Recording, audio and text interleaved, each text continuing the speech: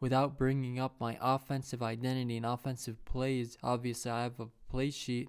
What I can say is, when I prepare to attack this Atlanta defense, the first thing I want to anchor is their structural DNA. So they're obviously nickel-based front with roughly 68% nickel over and 16 nickel under, and limited snaps in 3-4 and 4-3 looks where they play base coverages. And their identity lives in nickel, which tells me that they want to handle spread spacing without sacrificing box integrity. So this defense prefers to fit the run structurally, not by flooding the box, but relying on coverage discipline behind it, right?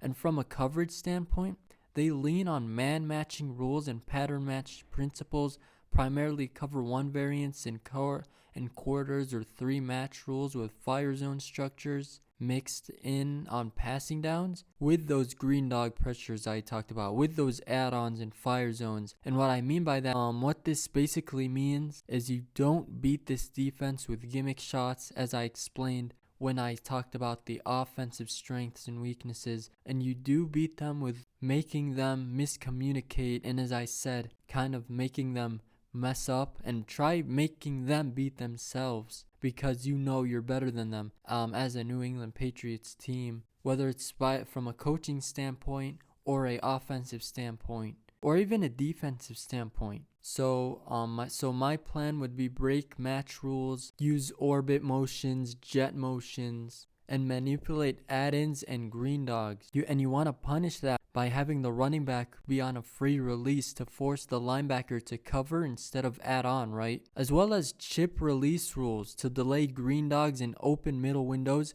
They can indeed green dog, but you want them to delay that so you can chip release, so you can have a tight end, for example, block and then go out, and that way you can delay the green dog blitzes. And obviously screens, running back delay screens, tight end screens to Hunter Henry, and obviously man structure when they live in cover one. We want to attack leverage with, obviously, as I said, crossers, bunch and stack to create natural picks and forced communication errors, run to pass tempo. You want to move fast to lock their defense into base alignments, then shift motion right to create misfits. And then obviously how to answer the fire zones.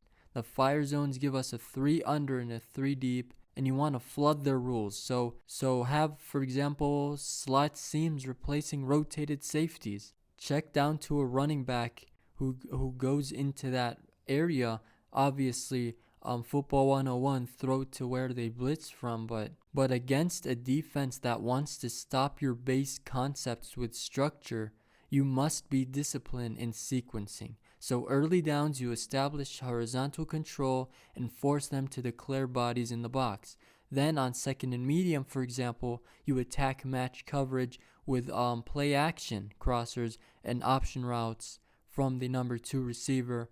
And then third down, you, for example, expect man and pressure identifiers.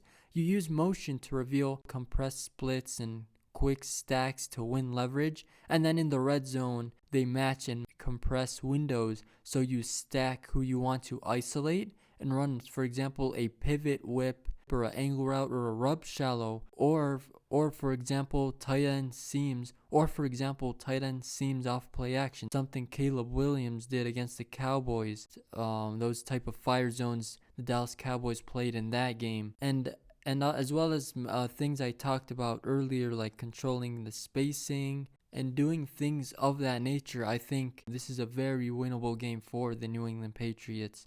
But let's get into the film, man.